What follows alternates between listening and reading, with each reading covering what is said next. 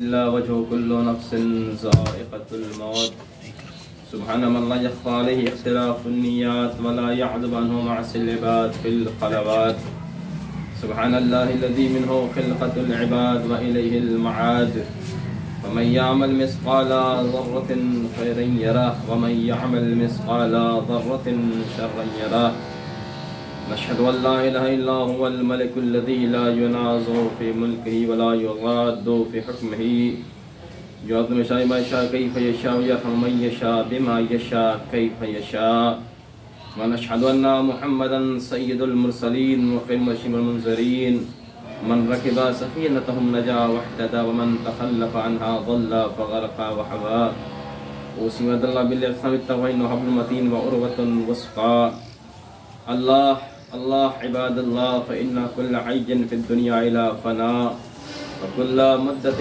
فيها إلى انتهاء فوا وجبا كيف هذه الغفلة وإنما نحن كمن تبل الرحيل فيرتحلون عما قليل وعسفا إلى متى تلك الرقدة ونحن في دائم لا كل ابن معروف ولا يدم حبال ولا إسلام الظهر الشفيع مظلوم والأعمال فيها معدوم كيف لا تعتبرون وإخوانكم تسلكوا في بطون المرض في السبيل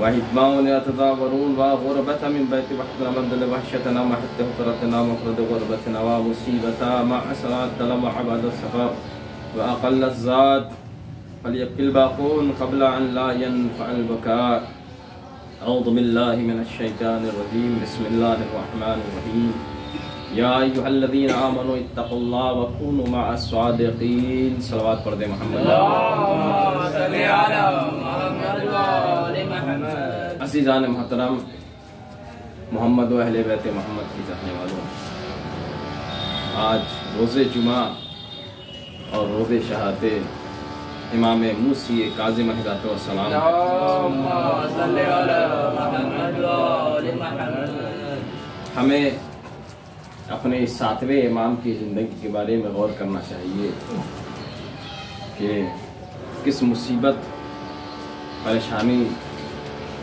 اور مظلومیت میں مبتلا تھے ہمارے امام اس کے باوجود ہمارے امام نے دین محمدی کو پہنچانے میں کسی طرح کی کوئی کوتاہی نہیں کی بلکہ جو حق تھا اس پرآشوب ماحول میں جہاں بہت سارے فرقوں کا وجود پایا جا رہا تھا لوگ مختلف فرقوں میں بٹ رہے تھے الگ الگ گروپ اور پارٹی دین کے نام پر بنا رہے تھے وہاں پر ہمارے امام زندان میں بھی رہ کر صحیح دین اور اسلام کو امام نے پہنچایا اور آج جو ہم تک یہ صحیح اسلام پہنچا اس میں ہمارے 7ویں امام کی بہت بڑی قربانی ہے کہ ہمارے امام نے مصیبتوں پہ صبر کر لیا لیکن نشر دین میں کسی طرح سے کوئی رکاوٹ نہیں آنے دی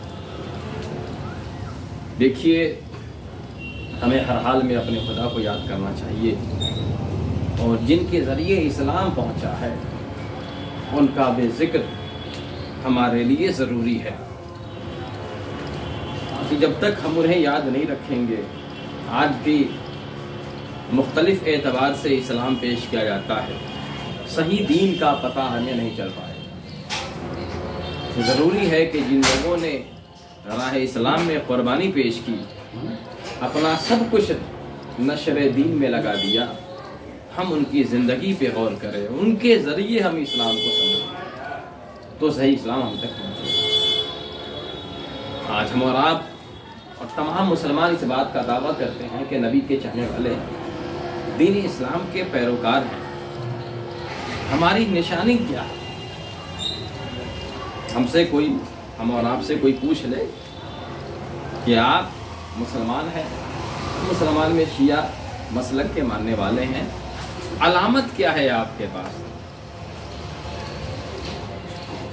سارے مسائل جو صبح قیامت تک پیش آنے والے ہیں ہمارے اماموں نے تمام مسائل کا جواب دے دیا ہے اور آج ہماری ذمہ داری ہے کہ غور و تحقیق کے ساتھ اس مسئلے تک ہم صحیح طور سے پہنچ جائیں آپ سے یہ پوچھا جائے کیا پہچان ہے آپ شیعہ ہیں مسلمان ہیں لیکن سب تو ایک جیسے، انسان تو انسان ہے، انسان کی شکل و صورت ایک جیسی ہوتی ہے. جیسے جانور جس صنف کا ہے اس کی شکل و صورت دیکھ کے لگ جائے کہ یہ فلاں صنف کا جانور ہے. اونٹ کی ایک الگ پہچان ہے، بھیڑ بکریوں کی الگ پہچان ہے، دیکھنے سے لگ جائے. ہم اور آپ اور دنیا میں جتنے لوگ بسے ہوئے ہیں وہ دیکھنے سے انسان لگ جاتے ہیں. کیا پہچان ہے کہ ہم شیعہ ہیں، کیا پہچان ہے کہ ہم مسلمان ہیں. عام طور سے لوگ کہتے ہیں کہ یہ داڑھی جو ہے یہ پہچان ہے. داڑھی مسلمان ہونے کی پہچان نہیں ہے، داڑھی مرد ہونے کی پہچان ہے. صلوات پڑھ دیں محمد اور کیجیے آپ. داڑھی مسلمان کی پہچان نہیں ہے، داڑھی تو مرد ہونے کی نشانی ہے کہ اللہ نے انسانوں میں دو صنف بنائے، ایک مرد ایک عورت. شناخت کے لیے اللہ نے مردوں کو داڑھی عطا کر دی. اس لیے اگر داڑھی آپ کی پہچان ہوتی تو جو غیر مسلم ہیں ان کو داڑھی نہیں ہوتی. اور اب جو لوگ سمجھتے بھی تھے اپنی کم علمی کی بنیاد وہ بھی ختم ہو گیا. اب تو ہر آدمی داڑھی باہر. داڑھی پہچان تھی کل بھی نہیں تھے نا آج. داڑھی تو انسان کے مرد ہونے کی پہچان ہے، یہ اسلام کی پہچان نہیں ہے. کیسے پہچانا جائے؟ شاید یہ پیغام پہنچ جائے آج کہ امام موسی کاظم علیہ الصلوۃ والسلام امام نے ایک پہچان یہ بتائی کہ شیعہ علی وہ ہے. علامت شیعۃ علی من صدق قولہ فعلہ. فرماتے ہیں امام کے علی کے چاہنے والے کی، علی کی پیروی کرنے والے کی، شیعہ علی کی پہچان یہ ہے کہ جس کا فعل یعنی جس کا عمل، جس کا کیریکٹر، جس کا کردار اس کے گفتار کی تصدیق کر دے، اس کے قول کی تصدیق کر دے. جیسے ہم کہتے ہیں مالی کے شیعہ جو اور جو بڑی بڑی باتیں ہوتی ہیں مجلسوں میں بھی یا ایسے گفتگو بیٹھ کر کہ ہم تو ایسے ہیں، ہم تو ویسے ہیں، ہم بہت بڑے ادادار ہیں، بہت بڑے چاہنے والے ہیں. تو جو ہم بول رہے ہیں اسے کہتے ہیں گفتار، قول. یہ جو ہم بول رہے ہیں عمل کے ذریعے بھی ثابت ہو جائے کہ ہمارا فعل جو ہے ہمارے قول کے مطابق ہو. یہ ساتھ میں ہم فرما رہے ہیں علی کے شیعہ ہونے کی ایک علامت ہمارے ساتھ میں نے بیان کیا کہ جس کا فعل جو ہے، جس کا عمل، جس کا کیریکٹر اور کردار جو ہے اس کے قول اور گفتار کی تصدیق کر دے کہ جو وہ کہہ رہا ہے وہی کر بھی رہا ہے. اس لیے قرآن نے جا بجا مذمت کی ہے کہ ایسے لوگوں کے لیے مذمت ہے، افسوس ہے کہ جو کہتے کچھ ہے کرتے کچھ ہے. لہذا جو کہا جائے اس پر عمل بھی کیا جائے.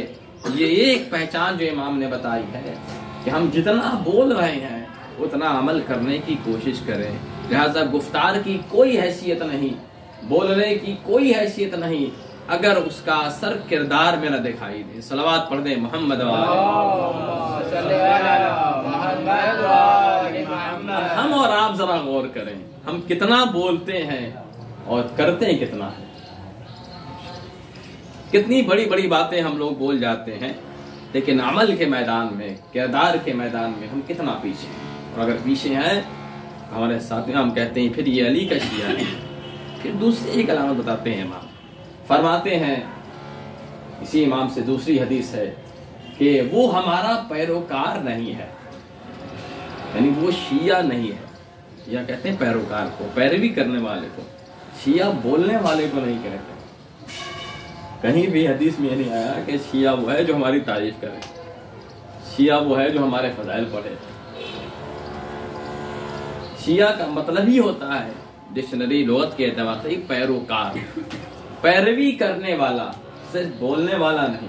ہاں جہاں حق کی حمایت ہوگی وہاں زبان سے بھی حمایت کی جائے گی، وہاں بولا جائے گا، لیکن پیروی کرنے والے کو شیعہ ہے. تو امام فرماتے ہیں وہ ہمارا پیروکار نہیں ہے جو ہر روز اپنے اچھے اور برے عمل کا حساب نہ کرے.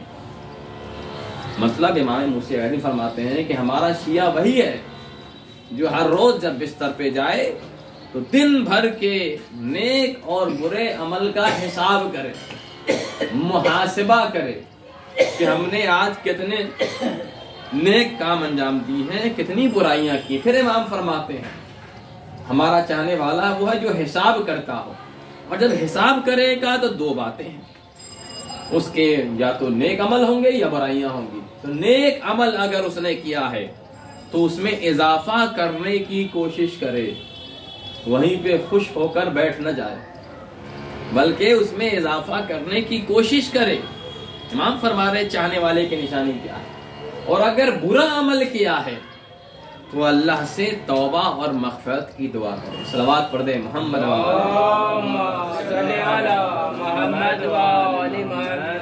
ہماری ایک پہچان ہونی چاہیے جو کردار کے ذریعے، عمل کے ذریعے ظاہر ہونا چاہیے۔ میں آپ کے سامنے امام کی زندگی کے حوالے سے بیان کر رہا ہوں کہ ہمیں فرق پڑنا چاہیے، عقیدے کے اعتبار سے ہمارے کردار میں فرق آنا چاہیے۔ ہم خاص لوگوں میں سے ہیں، ہم امام کے چند چاہنے والوں میں سے ہیں، لیکن ہمارا عمل، ہمارا کردار اگر دنیا والوں جیسا ہو جائے تو فرق کیا ہے؟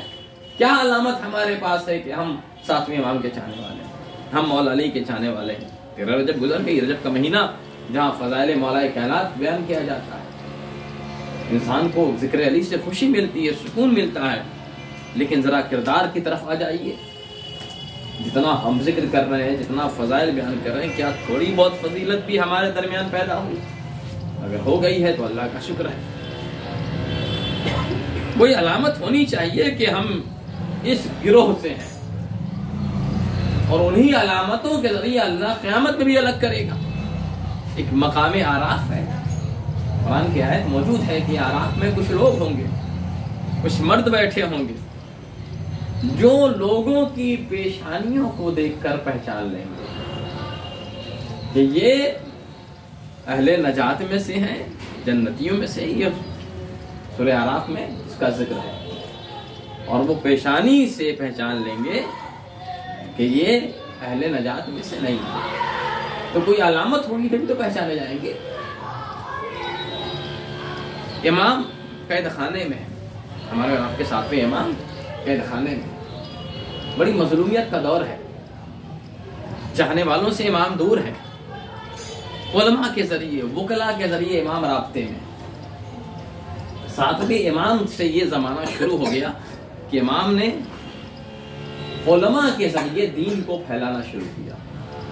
حالانکہ یہ کام چھٹے امام نے بھی کیا ہے، لیکن اس دور کی ضرورت بن گئی کہ امام بظاہر سامنے نہیں آ پا رہے قید خانے میں، اور بات میں نے کل بھی عرض کی تھی کہ انسان کے کردار کو دیکھا جائے گا، ورنہ نماز، روزہ، مجلس کے نام پر انسان گمراہ نہ ہو جائے۔ امام کا وکیل بک گیا۔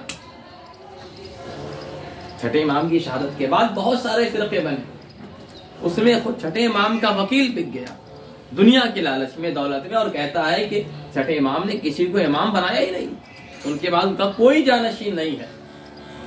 اب بتائیے، وکیل سمجھ رہے ہیں جس پر امام نے، یہ امام کے سارے کاموں کو دیکھتا ہو، وہ منکر ہو گیا امامت کا، تو پھر کوئی کسی طریقے سے بھی راہ ہدایت سے ہٹ سکتا ہے۔ ہمیشہ ایمان کی سلامتی کی دعا کرنی چاہیے، اور اپنے کردار میں اس ایمان اور عقیدے کا اظہار کرنا چاہیے تاکہ ہم مضبوط ہو سکیں اور شیطان اور شیطان کے گروہ سے ہم لڑ سکیں۔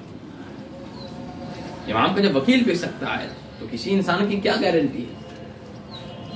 جب امام نے وکلاء کے ذریعے، علماء کے ذریعے دین کو پھیلانا شروع کیا، اور امام قید خانے میں بڑی اذیت میں ہے، ہر طرح سے امام پر مصیبت ڈالی گئی، پریشان کیا گیا، ذلیل و رسوا کرنے کی کوشش کی گئی، حالانکہ یہی وہ کام ہے، یہی وہ نعمت ہے جسے عزت کہتے ہیں، اللہ نے اپنے ہاتھ میں رکھی۔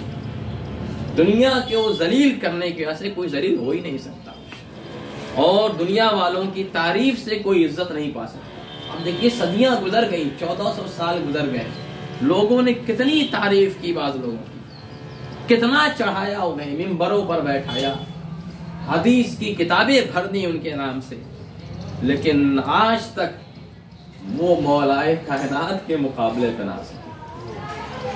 آج تک امام جعفر صادق کے مقابلے پہ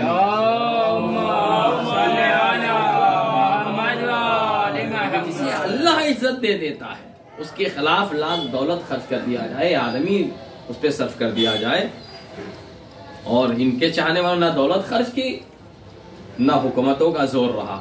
لیکن آج بھی استاد ہمارے ہی چھٹے امام ہیں, اور دنیا نے جسے امام بنایا وہ شاگرد کا شاگرد رہا. اسے اللہ عزت دے دے, کوئی اسے رسوا نہیں کر سکتا. تو امام کو رسوا کرنے کے لیے ایک فاحشہ عورت کو بلایا گیا. میں اپنی دلیل بس پیش کرنا چاہتا ہوں کہ علامت ہونی چاہیے کہ ہم چاہنے والے امام کے.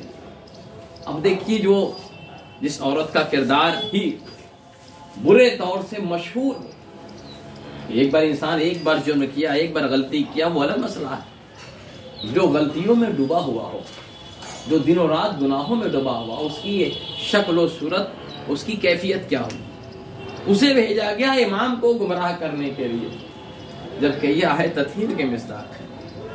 نجاست ان کے قریب آ نہیں سکتی. آئی وہ, اس نے جیسے بہت لوگوں پر اپنا حربہ چلایا, اسے پتہ ہی نہیں تھا کہ یہ فرزند رسول ہے.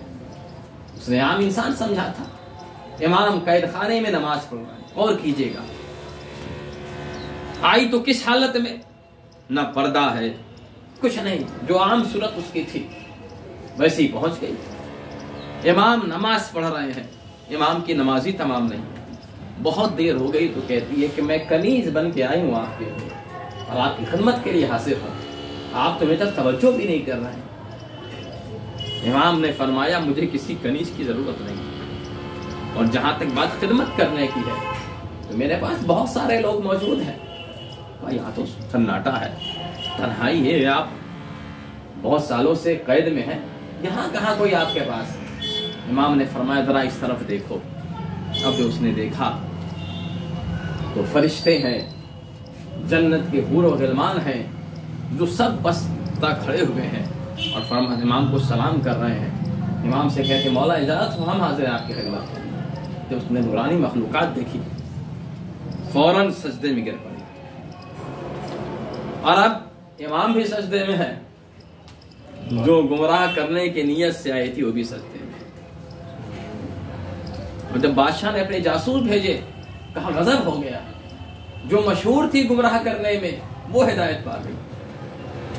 اب تک تو ایک ہی زندان میں سجدہ کرتا تھا, تو دو سجدہ کرنے والے ہو گئے. کہا فون اسے بلایا جائے, دربار میں لایا گیا. اب یہاں پر توجہ کرنے کی ضرورت ہے کہ ہم امام کے چاہنے والے ہیں. دنیا میں بہت سارے لوگ ہیں, کوئی فرق تو ہونا چاہیے چلنے میں, بولنے میں, کردار میں, گفتگو میں, رہنے سہنے میں. اگر چھوٹی چھوٹی باتوں پر ہمارے گھر میں جھگڑا ہو جائے اور دوسروں کیا بھی ہو جائے تو فرق کیا ہے. چھوٹی سی بات برداشت نہ کر سکے یا بات طلاق کی تک چلی جائے, اتنا جھگڑا ہو جائے چھوٹی باتوں پر, اور ہمارے اندر غصہ برداشت کرنے کی طاقت ہی نہ ہو, اور پھر کہتے ہیں کہ ہم ساتویں امام کا تابوت اٹھاتے ہیں. ساتویں امام کے چاہنے والے جن کا لقب ہی کاظم ہے, کاظم کہتے ہیں غصے کو پی جانے والا, جس کے اندر حلم ہو, صبر ہو, اسے کاظم کہتے ہیں. ان کے چاہنے والوں کے درمیان چھوٹی چھوٹی بات پر ہنگامہ ہو رہا ہے, پورا پورا گروپ بن جا رہا ہے, گھروں میں سکون نہیں ہے, کبھی بچوں سے لڑائی ہو جاتی ہے, کبھی بیوی سے لڑائی ہو جاتی ہے, اور یہ سب کیسے امام کاظم کے چاہنے والے. صلوات پڑھتے محمد والے. کون سی علامت ہمارے پاس ہے کہ ہم ساتویں امام کے چاہنے والے ہیں؟ اور کیجئے گا سب انسان ہیں, کیا فرق ہے ہمارے درمیان. وہ عورت اور لوگوں کی طرح ہر جگہ ایک ہی طرح سے گئی تھی, اب ایسے ہی زندان میں گئی تھی, لیکن اب جب سجدے سے سر اس نے اٹھایا اور کہا بادشاہ نے بلایا ہے, تب اس کا حلیہ بدل گیا. اب سر پہ آنچل بھی ہے, رفتار بھی دھیمی ہو گئی, شرم و حیا سے سر بھی جھکا لیا اس نے, اور دھیرے دھیرے دربار میں پہنچی. یعنی دیکھنے سے ہی لگ گیا کہ کوئی تبدیلی ہوئی ہے, کسی چیز کا اثر ہوا ہے, وہ اثر ایمان کا ہے. اب ہمارے درمیان لوگ مومن بھی ہیں، عزادار بھی ہیں، اور پھر کوئی اثر ہی نہیں دکھ رہا، کوئی تبدیلی ہی نہیں. مجلس میں کچھ تبدیلی دکھتی بھی ہے لیکن خوشی کے موقع پر لگتا ہی نہیں ہے کہ یہ امام کے چاہنے والی ہیں، یہ امام کے چاہنے والے ہیں یا عام دنیا کے لوگ ہیں. اب جب وہ آئی ہے تو حلیہ بدلا ہوا ہے، رفتار بدلی ہوئی ہے، شرم و حیا سے ڈوبی ہوئی ہے.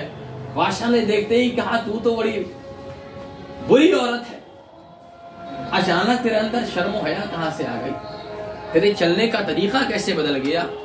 کہا کل تک میں غلط تھی لیکن آج ہمارے امام نے مجھے راستہ دکھا دیا، میں راہ راست پہ آ کر میں نے توبہ کر لیا. اب میں عام خاتون نہیں ہوں، امام موسی کاظم کی کنیز ہوں، میں ان کی چاہنے والی ہوں، اور یہ جو تبدیلی دیکھ رہے ہو یہ اس ایمان کا اثر ہے، محبت آل رسول کا اثر ہے. اس کا مطلب یہ ہے کہ آل محمد علی ابن ابی طالب کی محبت کا اثر کردار میں ہوتا ہے. کل تک وہ چاہنے والی نہیں تھی تو عام لوگوں کی طرح گھوم رہی تھی، لیکن جیسے ہی علی ابن ابی طالب کی محبت دل میں آئی ہر چیز میں تبدیلی آ گئی. اس سے پوچھا تو نے کیوں ایسا کیا؟ تجھ سے پیسے کا وعدہ ہوا تھا، تو میری کنیز تھی، تو نے میرا کام کیوں نہیں کیا؟ کہ حق یہی ہے کہ میں آپ کا ہی کام کرنے گئی تھی، پیسہ میں نے آپ سے لیا تھا، آپ کی کنیز بن کے گئی تھی، لیکن جب میں وہاں گئی تو میں نے حقیقت دیکھ لی، یہ کام غلط تھا جو اب تک میں کر رہی تھی، اور میرے امام نے مجھے راستہ دکھا دیا، لہذا اب میں تیری کنیز نہیں ہوں، میں امام موسی کاظم کی چاہنے والی ہوں. تو نے مجھے بھیجا تھا خدمت کے لیے، اسے تنہا سمجھ کر. میں نے کیا دیکھا؟ جنت کے فرشتے کھڑے ہیں، جنت کی حوریں کھڑی ہیں ان کی خدمت کے لیے، وہ ایک نظر ادھر دیکھتے بھی نہیں. تجھے ایسا عظیم انسان ہو تو اسے قید خانے میں کیے ہوا ہے.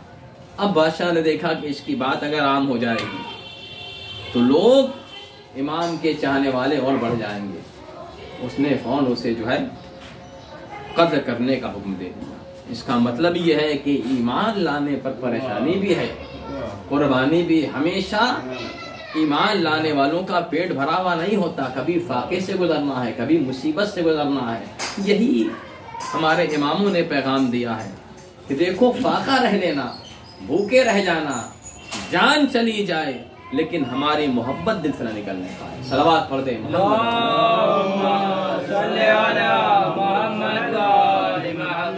تو کوئی نہ کوئی علامت ہونی چاہیے جس سے پتا چلے کہ ہم الگ ہیں. وہ کردار کے ذریعے ہی ثابت ہوگا.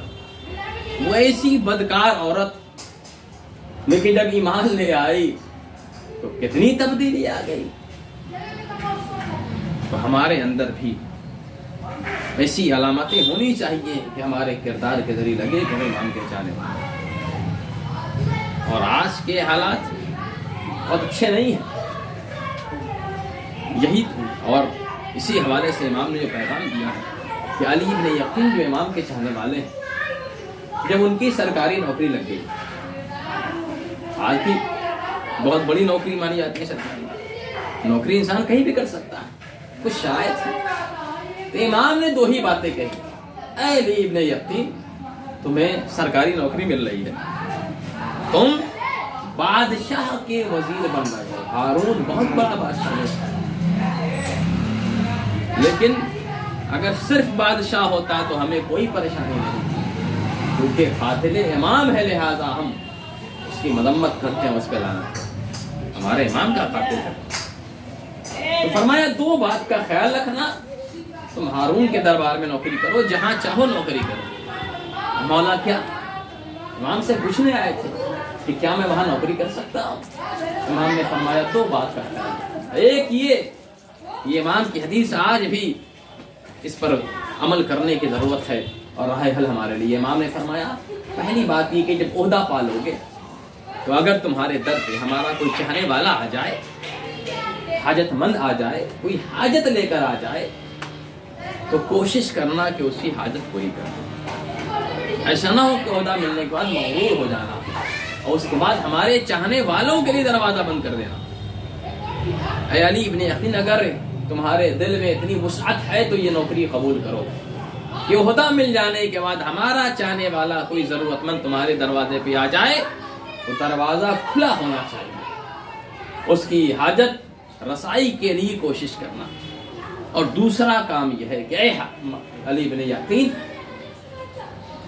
تم نوکری کرو، تم وزارت کا عہدہ قبول کر لو، لیکن جب ہمارے چاہنے والے کے لیے ناحق فیصلہ سنا جائے، جب کسی مظلوم کے بارے میں ناحق فیصلہ سنایا جائے، جب اس کے قتل کا فیصلہ سنایا جائے تو اس میں شامل نہ ہونا۔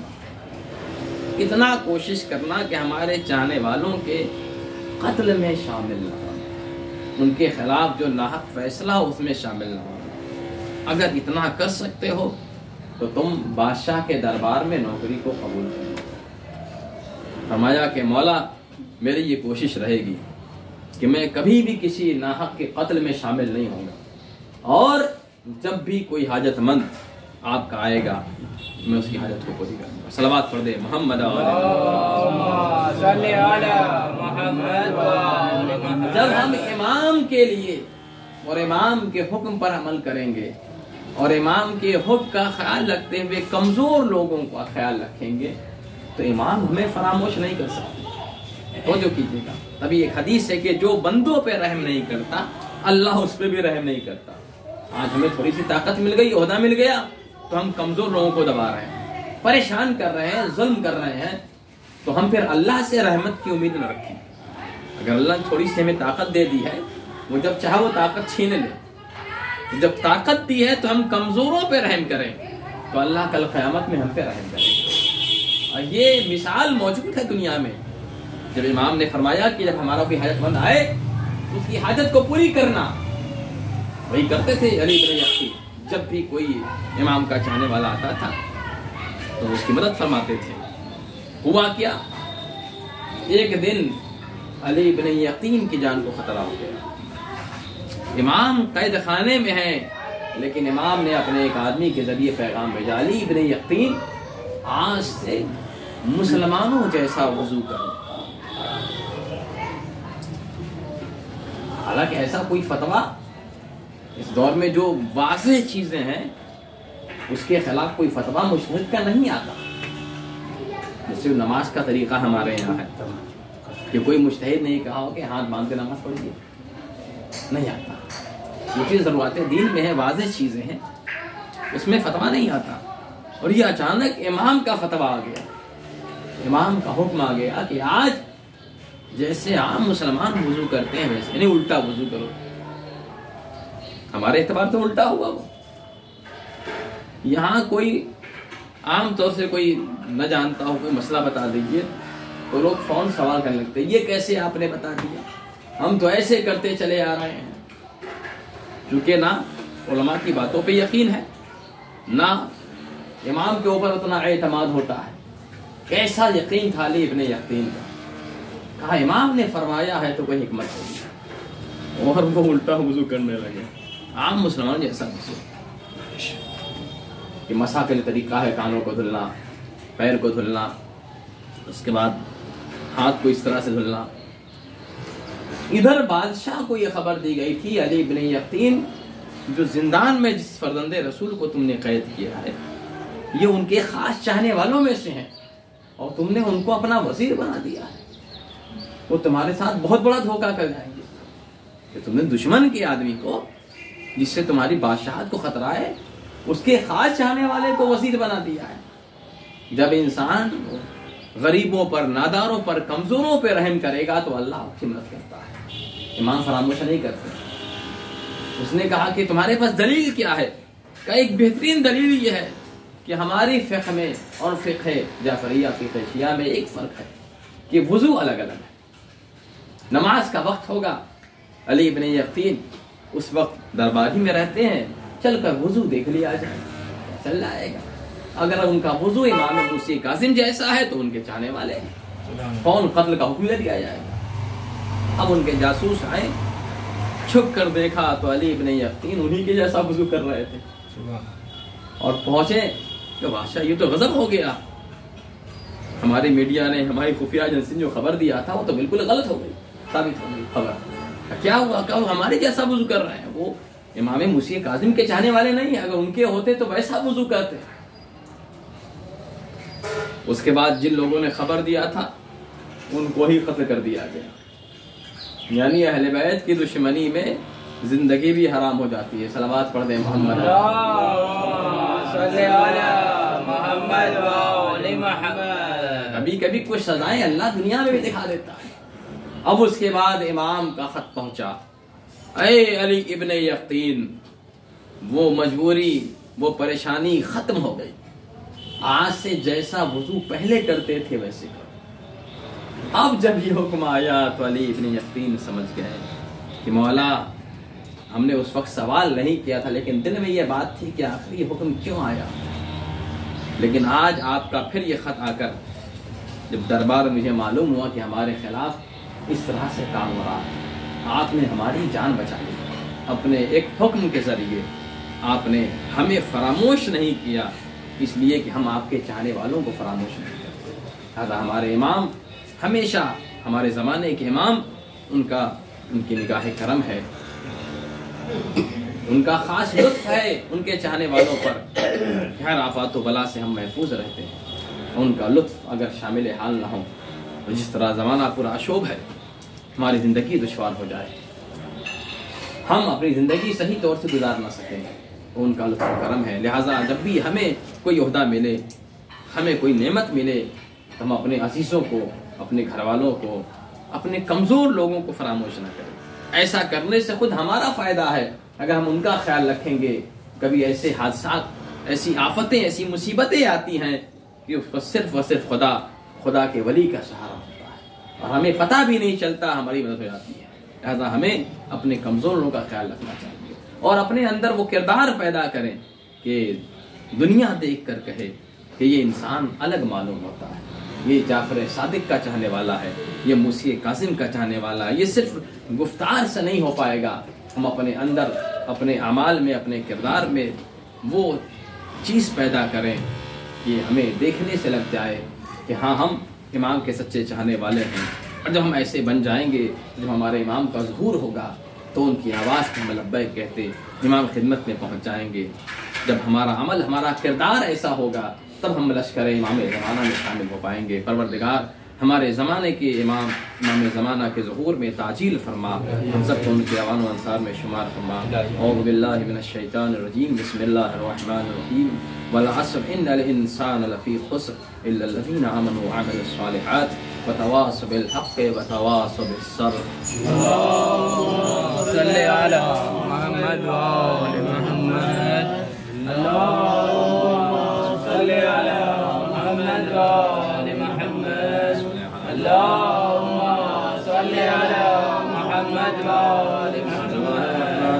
الحمد لله الذي لا إله إلا هو الحليم الكريم غافر الذنب وقابل التوب وهو الغفور الرحيم۔ نشهد أن لا إله إلا هو ونشهد أن محمدا النبي وحده المرسل الشفيع۔